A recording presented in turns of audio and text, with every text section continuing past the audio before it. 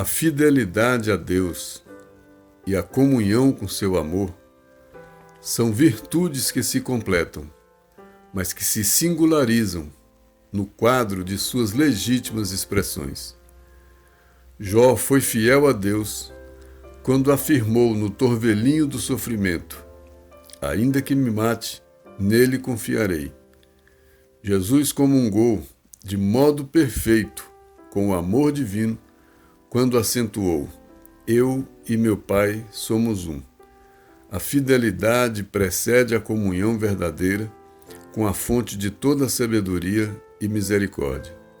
As lutas do mundo representam a sagrada oportunidade do homem para que seja perfeitamente fiel ao Criador. Aos que se mostram leais no pouco, é concedido muito das grandes tarefas. O Pai reparte os talentos preciosos de sua dedicação com todas as criaturas. Fidelidade, pois, é compreensão do dever. Comunhão com Deus é aquisição de direitos sagrados. Não há direitos sem deveres. Não há comunhão sem fidelidade. Eis a razão pela qual, para que o homem se integre na recepção da herança divina, não pode dispensar as certidões de trabalho próprio. Antes de tudo, é imprescindível que o discípulo saiba organizar os seus esforços, operando no caminho do aperfeiçoamento individual para a aquisição dos bens eternos. Existiram muitos homens de vida interior iluminada, que puderam ser mais ou menos fiéis. Todavia, só Jesus pôde apresentar ao mundo o estado de perfeita comunhão com o Pai que está nos céus. O Mestre veio trazer-nos a imensa oportunidade de compreender e edificar. E se nós confiamos em Jesus, é porque, apesar de todas as quedas nas existências sucessivas, o Cristo espera dos homens e confia em seu porvir. Sua exemplificação em todas as circunstâncias foi a do Filho de Deus na posse de todos os direitos divinos. Justo reconhecer que essa conquista representou a sagrada resultante de sua fidelidade real. E Cristo se nos apresentou no mundo em toda a resplendência de sua glória espiritual, para que aprendêssemos com Ele a comungar com o Pai. Sua palavra é a do convite ao banquete de luz eterna e de amor imortal. Eis porque, em nosso próprio benefício, conviria sermos perfeitamente fiéis a Deus desde hoje. Emmanuel. Bom, o nosso estudo de hoje é praticamente uma continuidade da semana anterior, quando a gente trabalhou aquele texto do convite de Jesus, vinde a mim. E o Emmanuel perguntava, consegues ir?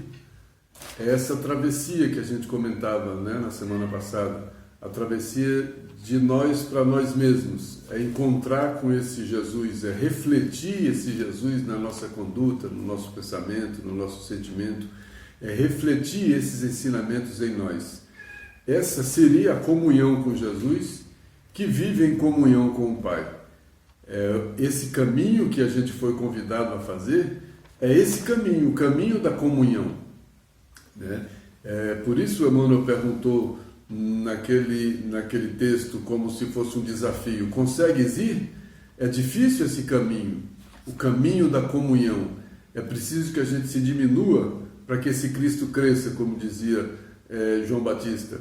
É difícil fazer essa diminuição do eu e da nossa vontade, do nosso querer, do nosso desejo, para crescer em nós o dever, aquilo que a gente deve fazer.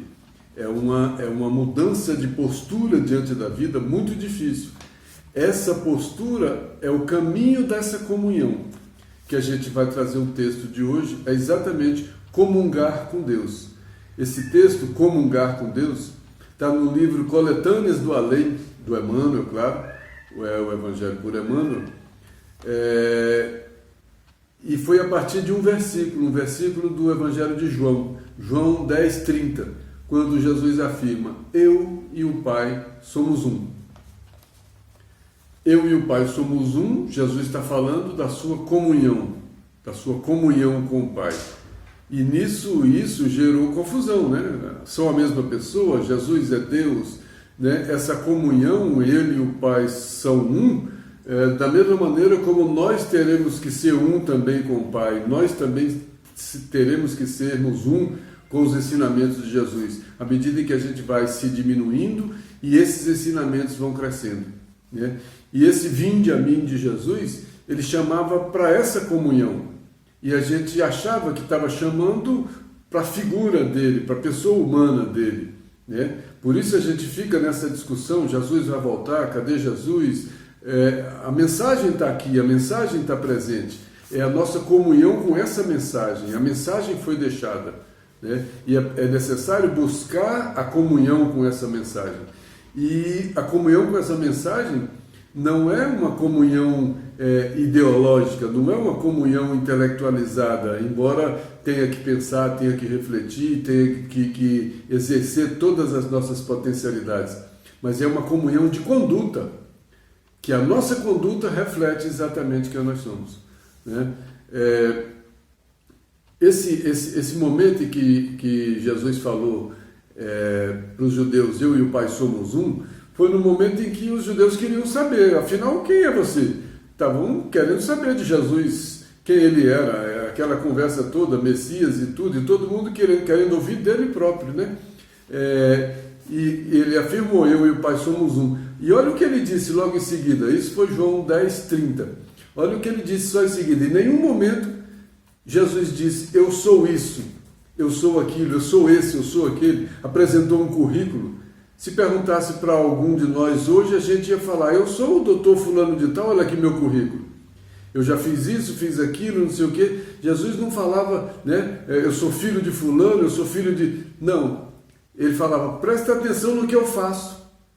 Porque ele tinha segurança de que o que ele fazia representava essa comunhão com o Pai. Ele sabia que ele refletia essa comunhão com o Pai na sua conduta. Nós não temos condições de fazer isso. Se perguntar para mim, você é espírita?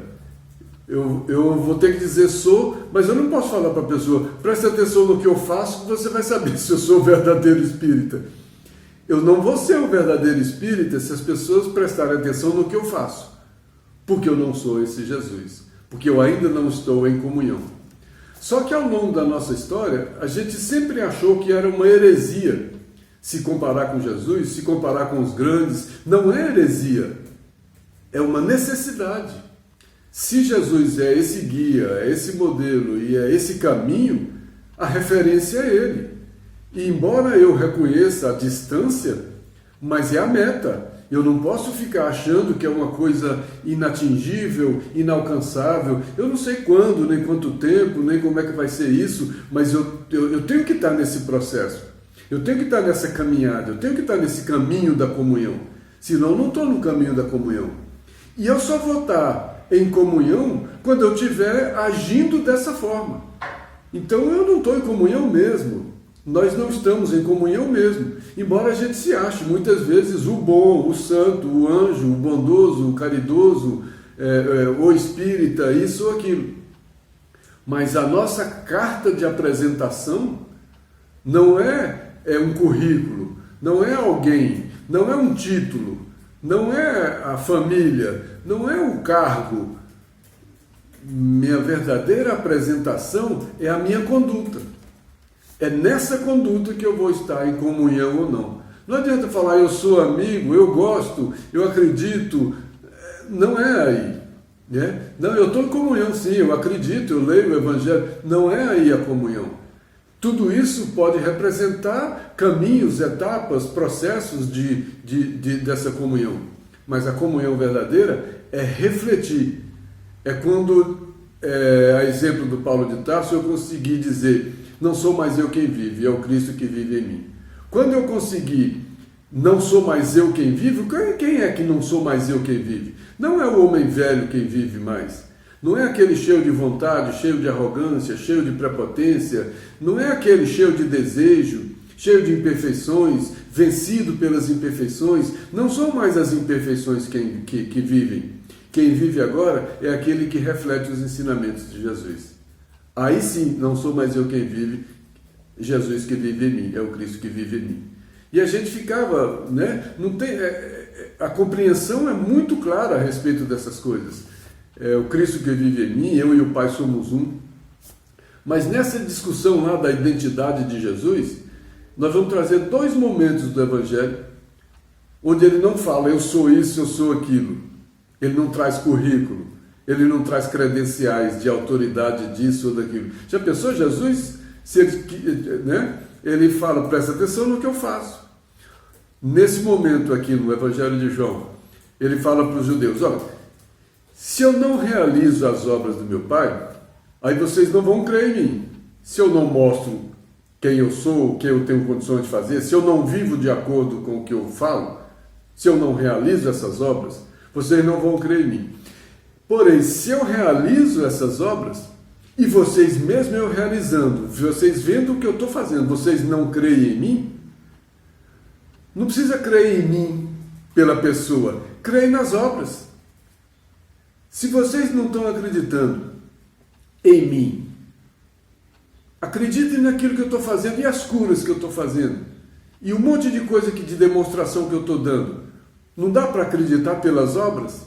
Olha só, a justificação pelas obras. Jesus tinha condição de se justificar pelas obras.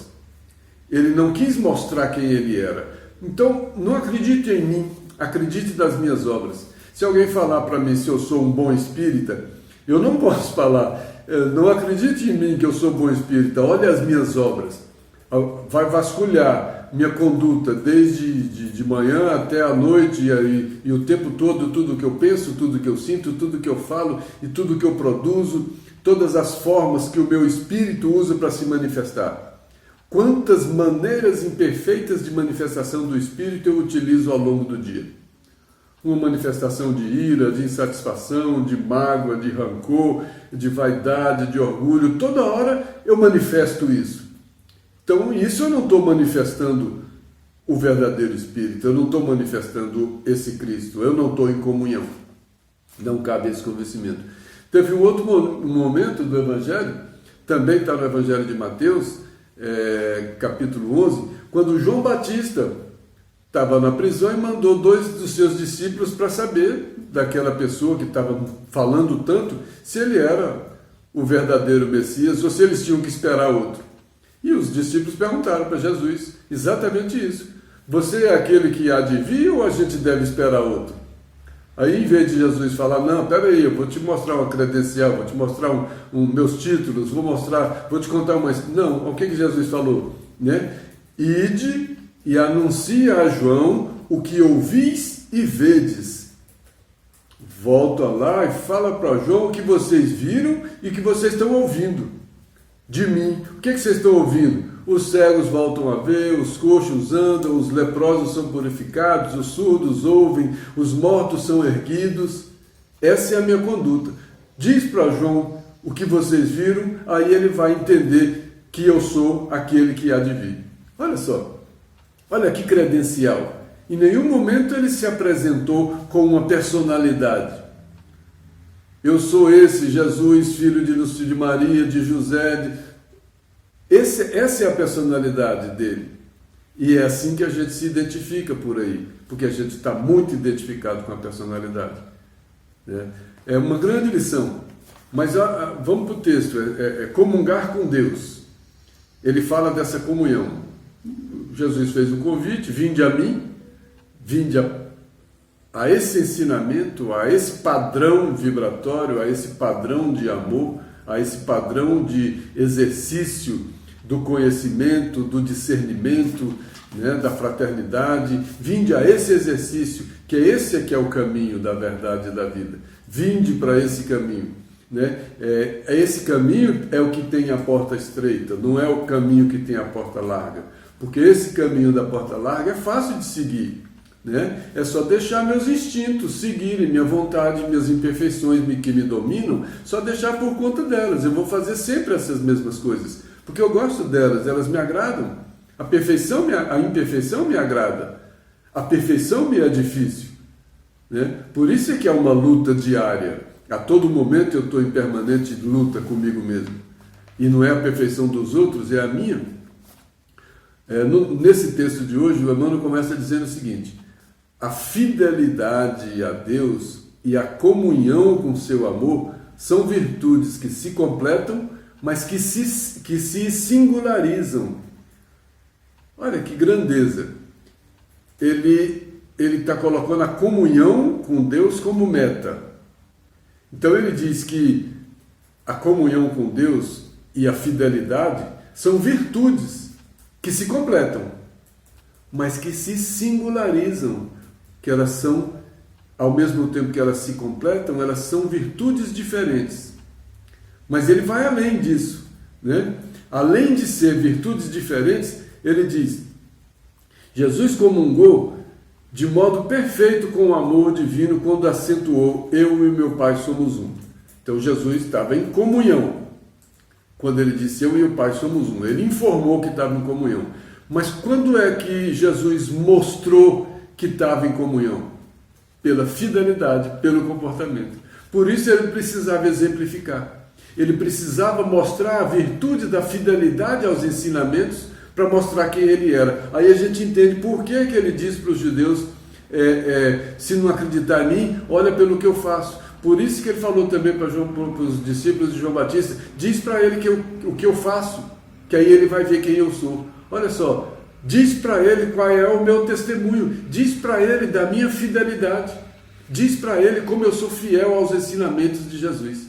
Nossa, muda tudo para a gente.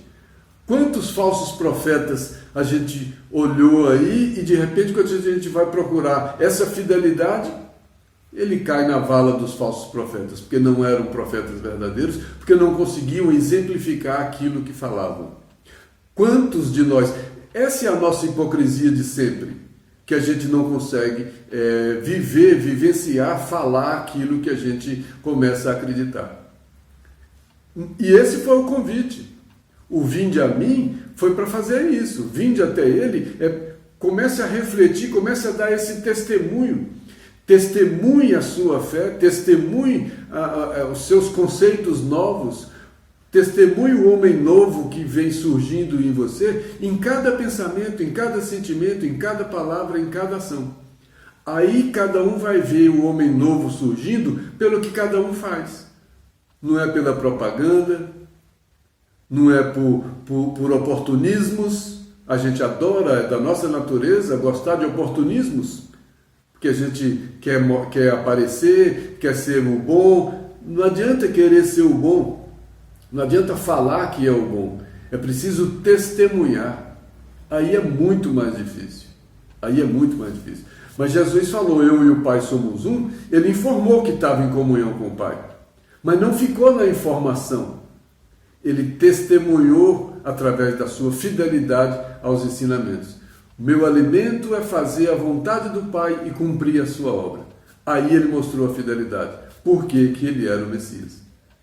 Porque ele fazia tudo aquilo que falava. Ele pregava de acordo com um ensinamento novo e vivia de acordo com esse ensinamento novo. Ele testemunhava, ele exemplificava o ensinamento. Diferentemente de todos nós ao longo da nossa história, que a gente sempre teve um discurso e uma prática diferente. A gente sempre teve um discurso religioso e uma prática diferente da religiosidade que a gente prega. Então, pregar religiosidade não é a questão.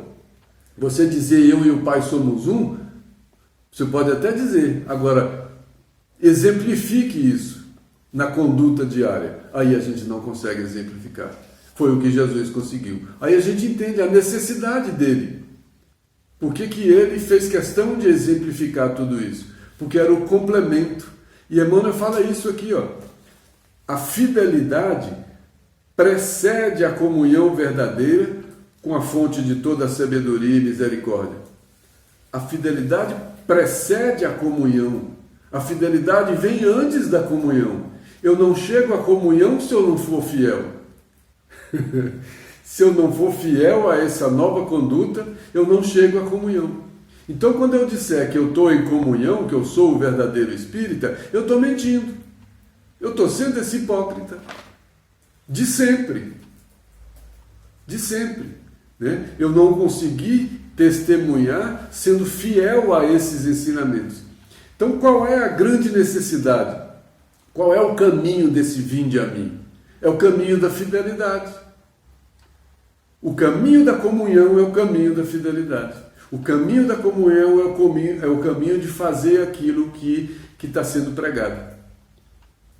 Por que me chama Senhor, Senhor e não faz o que eu digo? Por que você está falando Senhor, está dizendo que está em comunhão comigo e não mostra isso em sua conduta, em seu comportamento? Porque você é um hipócrita. É isso que ele está falando para a gente.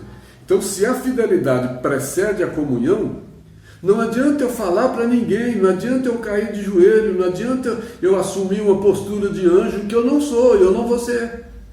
Porque, a não ser que eu comprove tudo isso. E a gente começa a comprovar em algumas pessoas. A gente observa uma vida de um Chico Xavier, a gente fala, caramba, olha o tanto que esse espírito conseguiu avançar. Olha como ele está mais avançado que eu. Olha como ele testemunha tão melhor do que eu. Aí a gente começa a avaliar algumas pessoas e o nosso critério de avaliação das pessoas passa a ser outro. A gente começa a avaliar as pessoas pela capacidade que elas têm de testemunhar esses novos ensinamentos. Aí um humildezinho ali da esquina, a gente fala, nossa, como esse cara testemunha? Porque é um testemunho de vida. Muda toda a nossa lógica. Aquelas pessoas que fizeram sucesso para a gente em outros tempos, elas não conseguem testemunhar além de darem testemunhos do orgulho, testemunhos da vaidade, testemunhos do egoísmo. Tem pessoas, alguns de nós ainda, e alguns dos nossos comportamentos, são verdadeiros testemunhos da nossa imperfeição. Nós somos os verdadeiros testemunhos da nossa imperfeição. Não precisa de mais testemunha. Não precisa de ninguém dizer nada a respeito da minha imperfeição, porque eu dou o maior testemunho da minha imperfeição. Em tudo aquilo que eu falo, em tudo aquilo que eu penso, em tudo aquilo que eu sinto, em tudo aquilo que eu falo.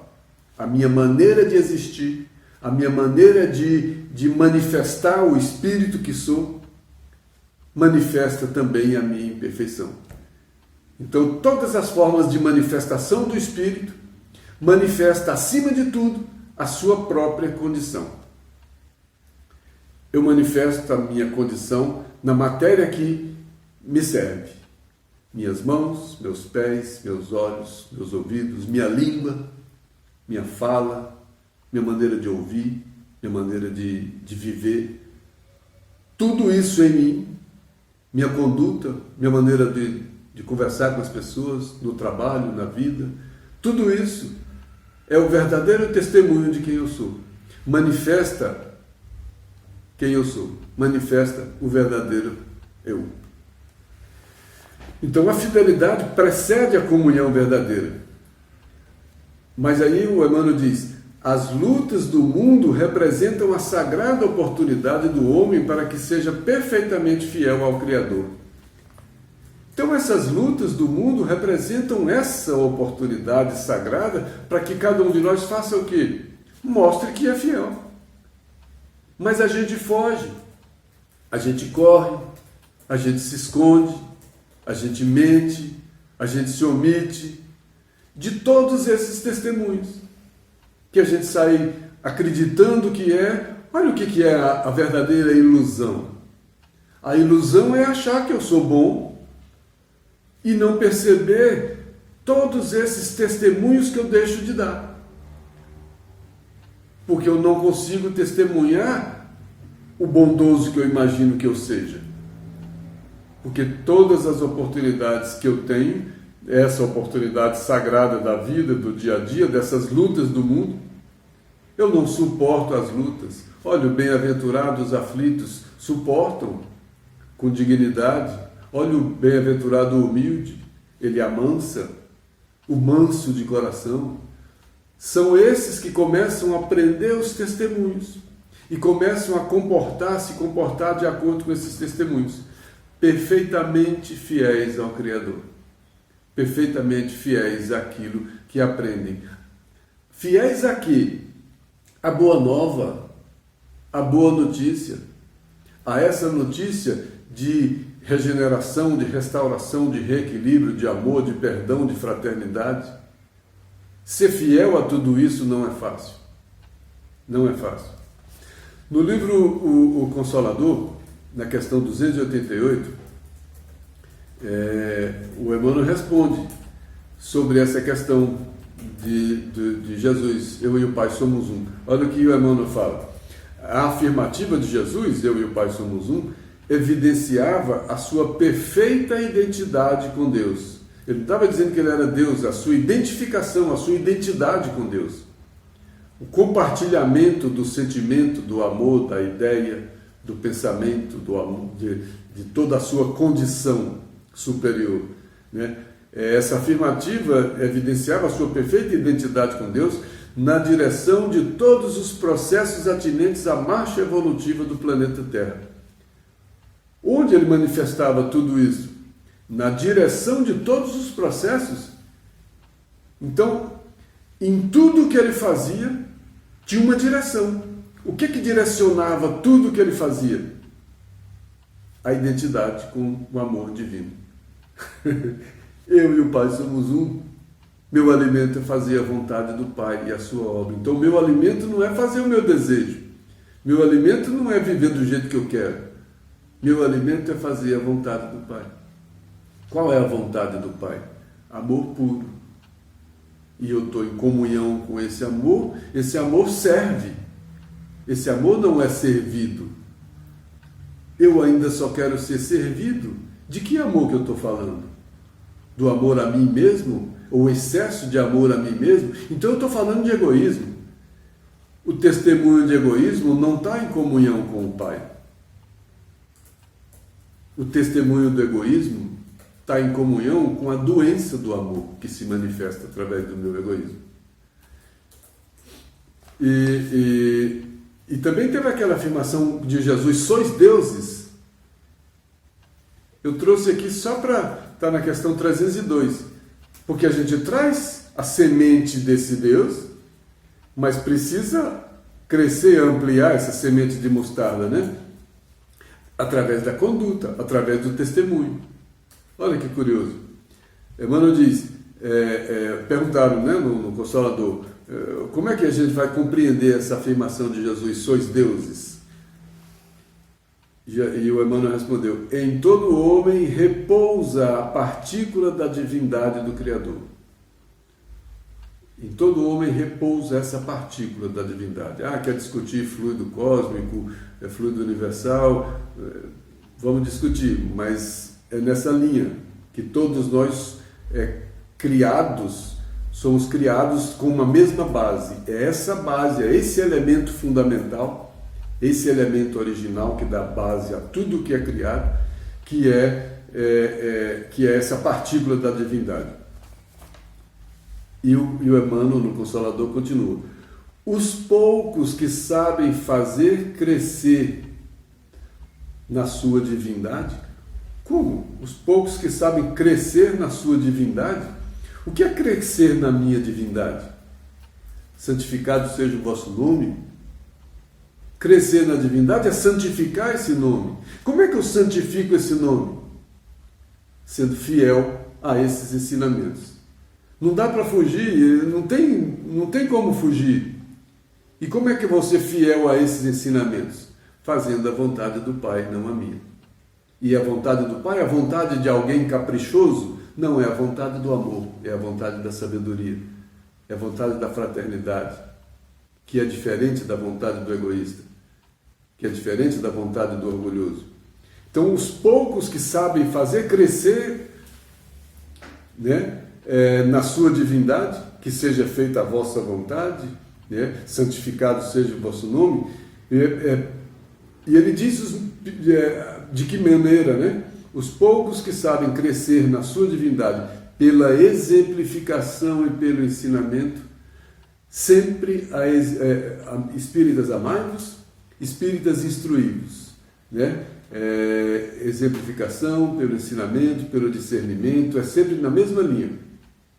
Então, crescer na divindade pela exemplificação, pelo ensinamento, são chamados na Terra de santos e heróis, porque eles conseguiram refletir mais esses ensinamentos. A gente chama de santo e acha que não vai conseguir fazer isso, mas a gente vai ter que fazer isso. Um dia todos nós seremos anjos, já falava aquela música, né? E vai ter que ser, não tem outro caminho, se a gente quiser essa comunhão. E não vai fazer a comunhão porque alguém vai pedir lá e vai arrumar um benefício, alguém vai falar, não, ele é isso, ele é aquilo, e dar uma carteirada e dizer, não, vai ser pela exemplificação. Por essa exemplificação diária, cotidiana, que eu escorrego a todo momento. Sendo justo que todas as criaturas procurem alcançar esses valores. É a medida do dever que eu consiga, que eu procure alcançar. Alcançar é o que não está ao alcance da minha mão, é o que está ali adiante. Então eu preciso olhar acima, além e adiante, para eu poder alcançar. Alcançar é caminhar. Alcançar que não está do meu lado, está adiante de mim. Então eu tenho que alcançar. Alcançar é seguir esse caminho, verdade e vida. É esse guia, esse modelo, alcançar. E eu não alcanço com o olhar, eu alcanço com os pés. Eu alcanço caminhando. E é preciso caminhar exemplificando, senão eu não alcanço. Alcançar é aprender a exemplificar, como esses que a gente chama de santos, heróis e etc. Porque esses conseguiram aos poucos irem alcançando padrões novos de comportamento, padrões novos de pensamento, de sentimento. E a gente que sabe que não vai virar anjo de um dia para o outro, mas a gente toma uma decisão de fazer essa caminhada. Então não interessa onde eu não vou morrer estacionado no estágio que eu me encontro. Eu não vou me desesperar e nem vou me iludir. Eu não vou sentir culpa e nem vou dar desculpa. Eu vou seguir, agora eu tenho que seguir caminhando sempre, procurando alcançar. E alcançar um guia, que já está lá na frente. Ninguém vem ao Pai senão por mim. Ele está em comunhão e exemplificou essa comunhão. Então eu preciso seguir esses ensinamentos, porque só esses ensinamentos é que vão me levar para essa comunhão. Outros ensinamentos não me levarão a essa comunhão.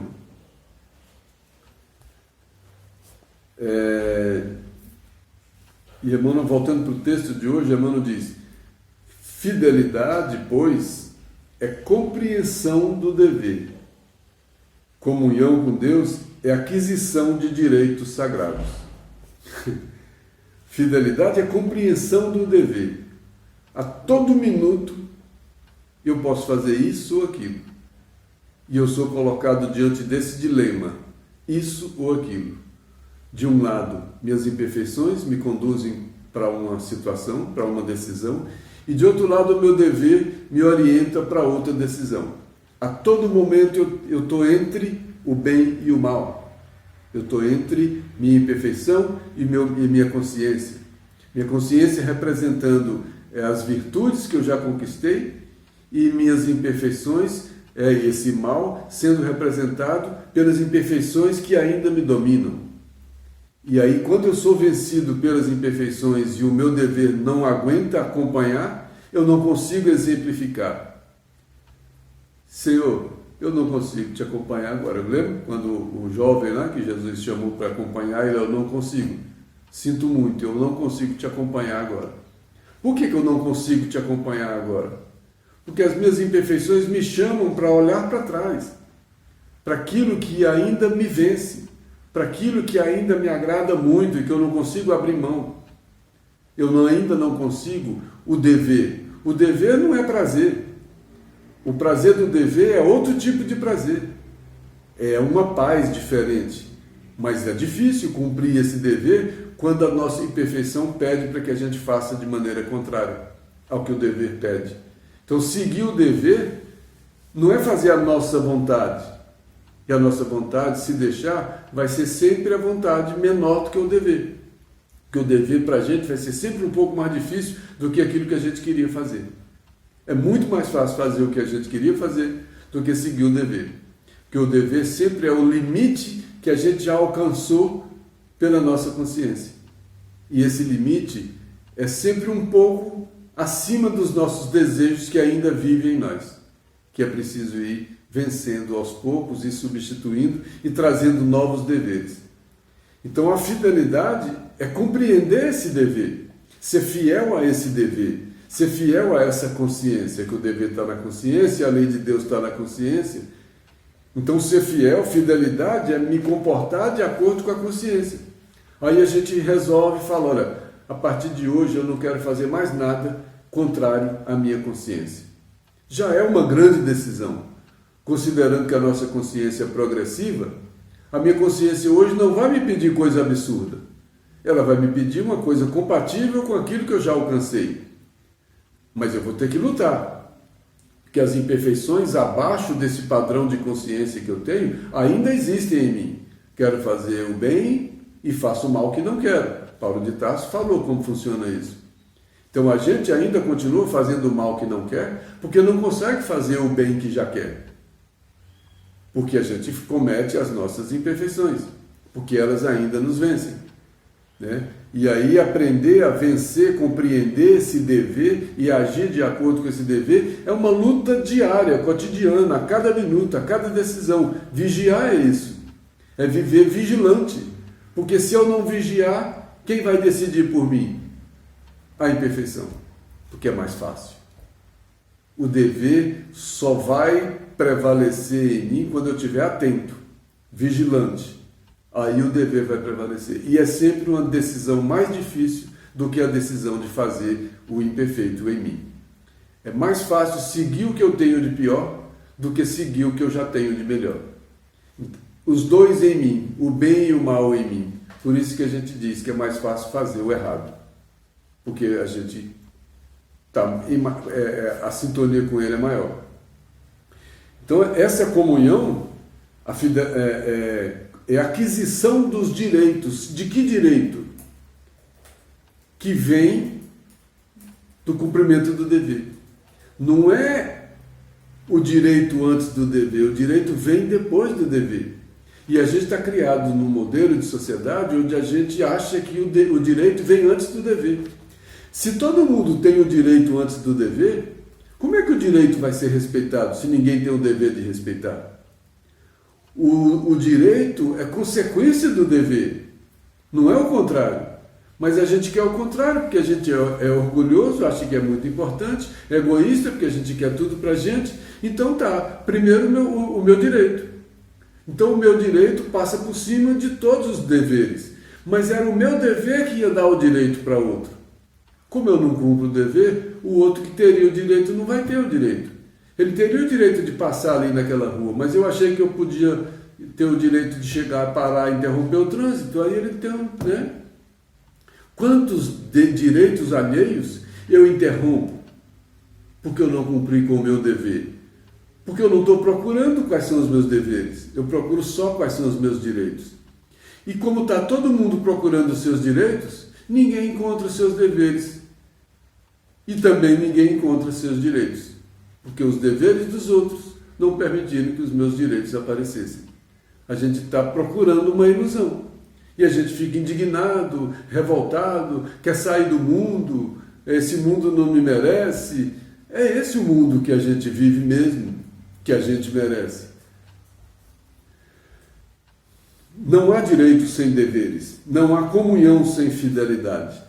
Eu não vou chegar à comunhão sem essa fidelidade, sem ser fiel a essa conduta, sem exemplificar. Jesus deixou isso muito claro, muito claro.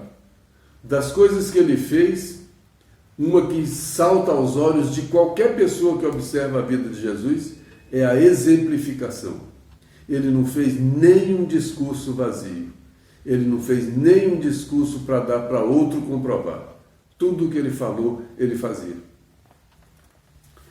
E aí, sobre o dever, eu peguei o livro Pensamento e Vida, que tem um texto que fala exatamente de dever. O Emmanuel diz nesse texto do livro Pensamento e Vida o seguinte: o dever define a submissão que nos cabe a certos princípios estabelecidos como leis pela sabedoria divina. Princípios estabelecidos como leis. É uma submissão a esses princípios. Se eu me submeto, não é a minha vontade. É a minha vontade que se submete a esses princípios. Quem acha que tem direito de tudo, direito a tudo, não submete a sua vontade a esses deveres. Só submete aos seus caprichos. Quem vive sendo criado desde criança sem se submeter a dever, não é educado para o dever. Nós andamos educando as nossas crianças só para os direitos. É preciso educar para os deveres, porque educar para o dever é aprender a primeira bem-aventurança, a da humildade, porque aí, pela humildade, a gente se submete ao dever. Aí não é a vontade, eu aprendo a me submeter a determinados princípios. Quais? Todos aqueles. Não fazer ao próximo o que eu queria que fizesse para mim é um desses princípios que geram deveres. Com esse aí eu já faria uma grande diferença na vida, porque eu já ia respeitar direitos alheios com esse dever de não fazer para ninguém o que eu não queria que fizesse para mim. E como eu sou um egoísta, orgulhoso, acho que eu mereço tudo, já pensou se eu desse essa mesma importância ao outro? E a Emmanuel continua. Pode-se simbolizar o dever como sendo a faixa de ação no bem que o Senhor nos traça a responsabilidade. A faixa de ação no bem. Olha que ele não falou que é o bem absoluto. É a faixa de ação no bem. Que faixa de ação no bem? É a faixa que cada um consegue. É a faixa de dever que a minha consciência já despertou. E a nossa consciência desperta faixas diferentes. Ou eu acho que eu conheço os meus deveres como Chico Xavier conhecia os deveres dele. Ele tinha deveres muito maiores que os meus, não porque ele tivesse maiores deveres, porque ele tinha consciência a mais que eu dos deveres que ele tinha. E cumpria esses deveres a mais do que eu. Como ele cumpria esses deveres a mais do que eu, isso significa que ele estava mais em comunhão com Cristo do que eu. Porque ele exercia com mais fidelidade os seus deveres. Então, quanto mais exercer com fidelidade os deveres, mais próximo da comunhão. Aí eu não encontro outro caminho para chegar à comunhão sem ser pelos deveres. Olha que beleza. Então não é pelos meus caprichos que eu vou chegar à comunhão. Aí a gente já vê que os fortes não vão chegar. Os fortes, os poderosos, aqueles que tomam tudo de todos pela força, pelo poder, não é por aí.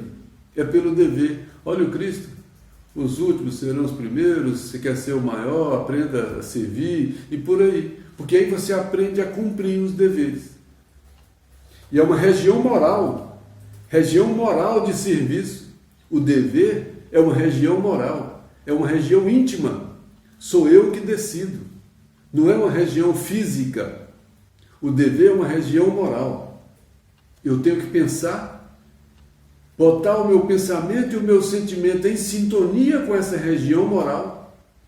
E essa região moral vai falar para mim, não faça, ou faça diferente.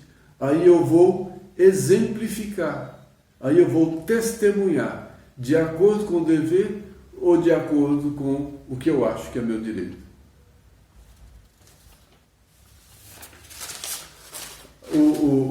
O Espírito Vinícius, no livro Mestre da Educação, ele fala em 3 linhas sobre comunhão. Olha o que ele diz.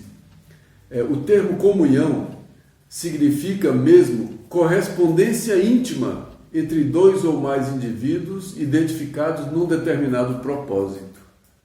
Correspondência íntima. Onde é que está o meu dever? No íntimo, no sentimento, no mais profundo. sentimento e pensamento. Se tem uma correspondência íntima é vibração, é compreensão.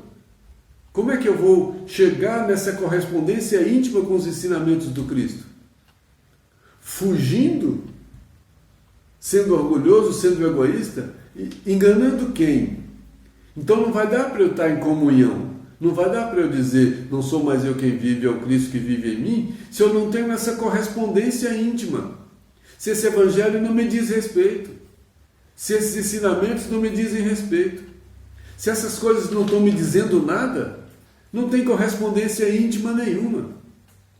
Ah, que besteira é essa? Que correspondência que eu tenho com isso? Nenhuma. Mas o semeador saiu a semear.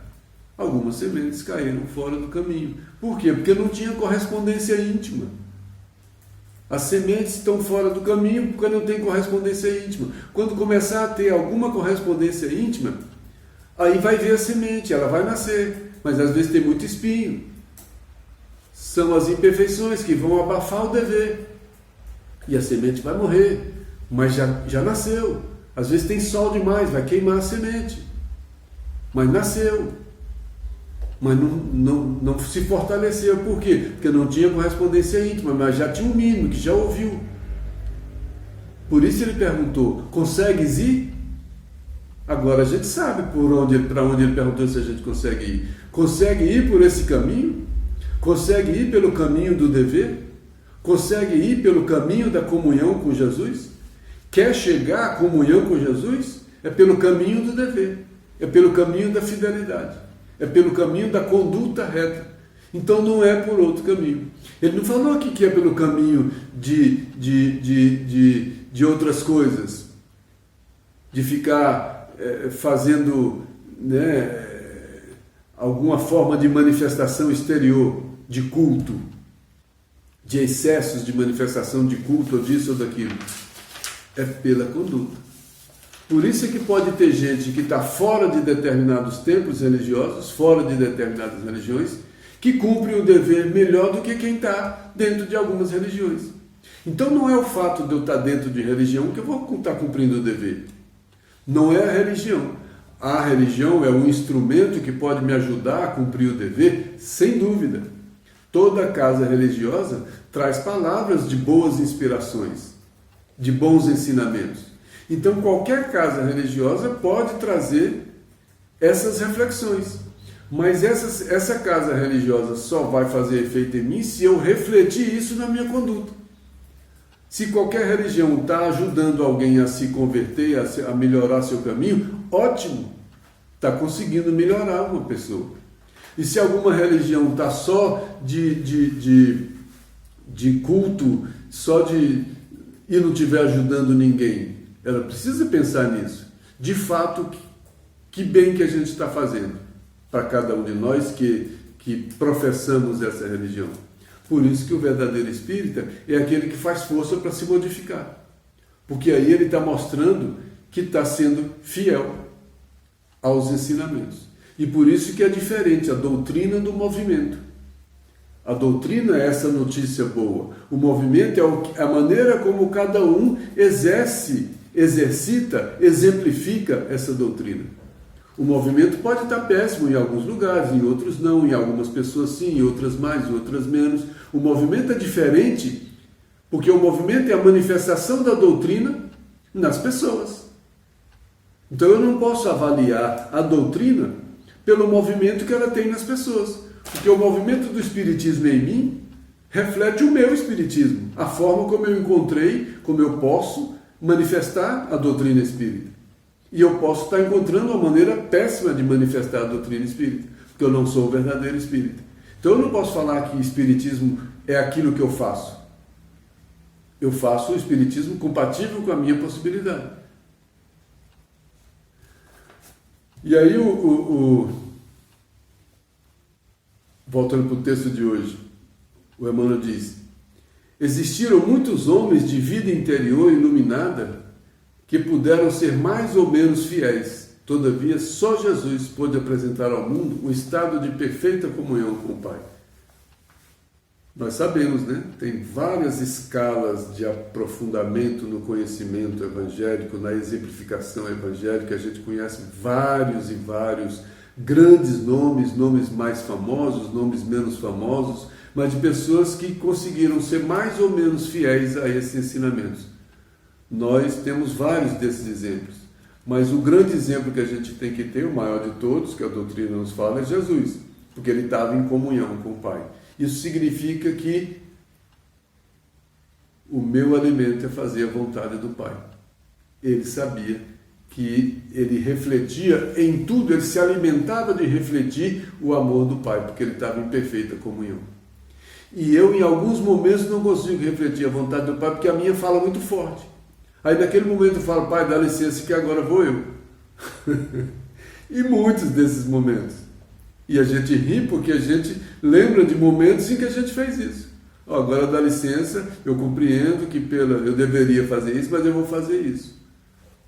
São as nossas fraquezas, que a gente não reflete o Pai, a gente não é fiel, né?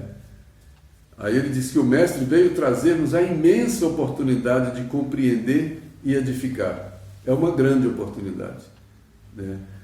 Aí eu aproveitei que tudo que a gente faz, a gente deixa marcas, né? Jesus deixou marcas profundas, tanto que mais de 2000 anos depois a gente está falando das marcas que ele deixou.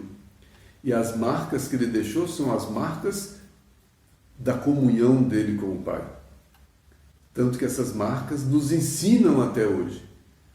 E quais as marcas que eu deixo?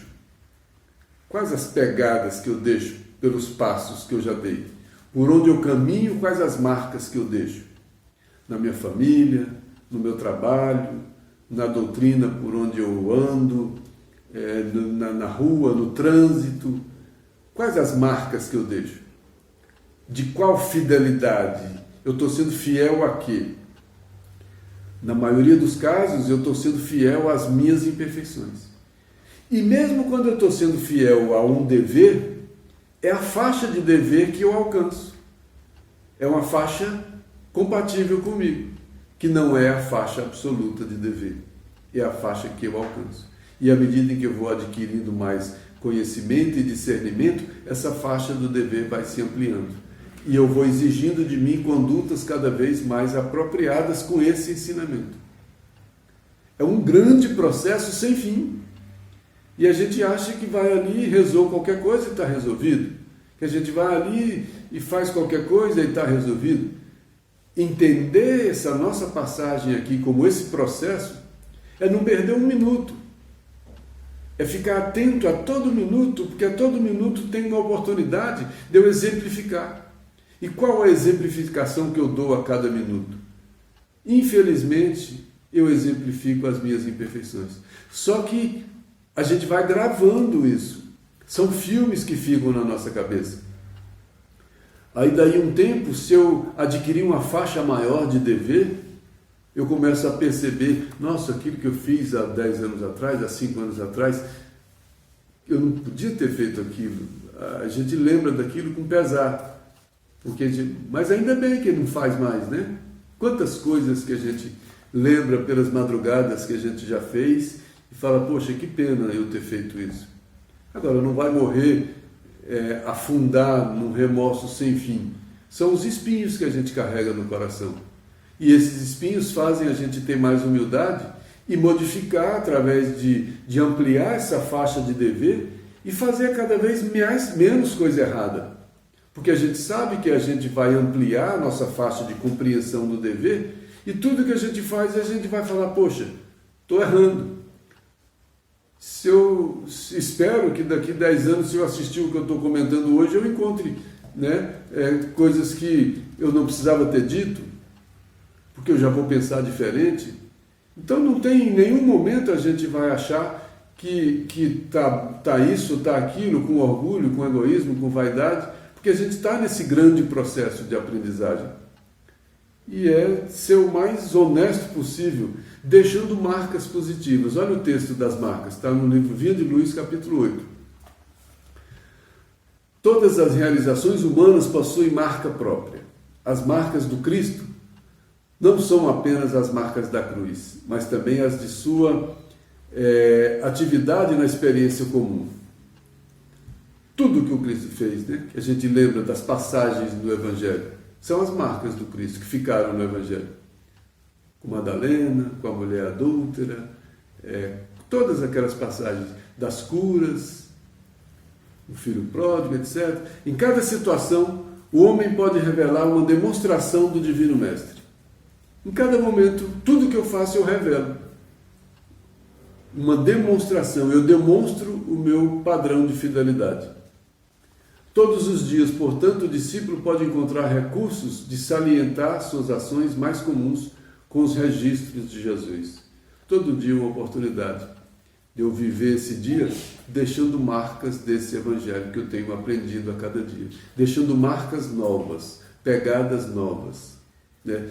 Refletindo esse aprendizado. Observa os sinais com que assinalaste os teus atos, recordando que a marca do Cristo é fundamentalmente aquela do sacrifício de si mesmo para o bem de todos. Observa as marcas que a gente está deixando. Lembrando que se a gente quer aprender a fidelidade aos ensinamentos de Jesus, tem um princípio. Qual é o princípio? Que marca, né? O que é fundamental? O sacrifício de si mesmo para o bem de todos. É o contrário da marca do egoísta. E a gente tem deixado, pelas estradas por onde a gente anda, mais a marca do egoísta do que a marca do sacrifício para o bem de todos.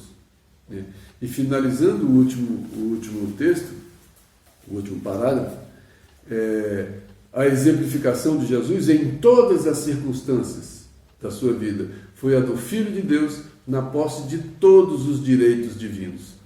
Se ele estava na posse de todos os direitos divinos, o que significa? Que ele cumpria todos os deveres, porque todos os deveres vieram a partir da sua fidelidade aos ensinamentos. Então os direitos não vêm de graça, os direitos vêm da fidelidade. Então tudo que ele, porque ele estava de posse desses direitos. Qual é o direito? O direito de estar em comunhão. É um direito, né?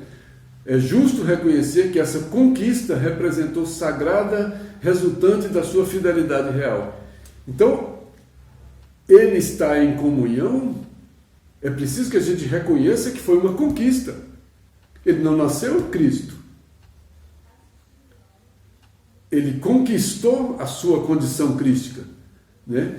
E representou a resultante de sua fidelidade real. Não é uma fidelidade ilusória, mentirosa, falsa, hipócrita, é uma fidelidade real. Então hoje sim ele podia dizer, eu e o Pai somos um, porque ele não ia estar mentindo, ele não ia estar enganando, porque a sua fidelidade já tinha trazido para ele essa comunhão. A comunhão já tinha sido consequência da sua fidelidade, e não o contrário. A gente quer primeiro a comunhão para depois tentar ser fiel. É o contrário, é a fidelidade que traz a comunhão. E o Cristo se nos apresentou no mundo em toda a resplendência de sua glória espiritual, para que aprendêssemos com Ele a comungar com o Pai. Ninguém vem ao Pai senão por mim. Eu sou o caminho, a verdade e a vida. Para aprender com Ele esse caminho de comungar com o Pai. E o caminho de comungar com o Pai é a fidelidade. Não sou mais eu quem vive, é o Cristo que vive em mim, diz Paulo de Tarso, não é isso? Sua palavra é a do convite. Então o vinde a mim é esse convite, vinde a comunhão. Então a gente quer ir para o banquete, vinde a comunhão é ir para o banquete, mas e a estrada para chegar no banquete? É a estrada da fidelidade. E a gente não quer percorrer a estrada da fidelidade, a gente quer ir direto para o banquete. Sua palavra é a do convite ao banquete de luz eterna e do amor imortal. Eis porque, em nosso próprio benefício, conviria sermos perfeitamente fiéis a Deus desde hoje. É agora. Né? Para que aprendêssemos com Ele. Né? Caminho, verdade, vida, ninguém vai ao Pai senão por mim. Bom, esse texto complementou o texto da semana passada e traz para a gente uma grande responsabilidade, um grande desejo de ouvir esse chamado, Vinde a mim os cansados, os aflitos, e a gente está cansado dos nossos próprios erros, aflitos, tentando ouvir esse chamado, mas aí esse chamado não é um convite ao ócio, esse chamado não é um convite ao descanso, esse convite, esse chamado é um chamado à comunhão, mas é uma comunhão que tem toda uma caminhada, a travessia desse deserto, essa caminhada, e aí é onde eu sou esse peregrino de mim mesmo, que eu preciso fazer dessa caminhada, aprender nessa caminhada, onde eu comecei com toda a simplicidade, com toda a ignorância, passei por todas as fases do meu orgulho absoluto, do meu egoísmo, da minha vaidade, eu começo a refletir cada vez menos essas imperfeições e aprendendo aos poucos, refletir esses ensinamentos do Cristo através do Evangelho. E à medida que eu for fiel a esses ensinamentos pela conduta, por todas as manifestações do Espírito, eu vou adquirindo a proximidade dessa comunhão, até que um dia a gente também possa dizer, eu e o Pai somos um. Que Deus nos abençoe e que cada um consiga, cada vez melhor, compreender os caminhos do dever, porque os caminhos do dever trazem esse direito dessa grande paternidade, dessa grande comunhão com o Pai.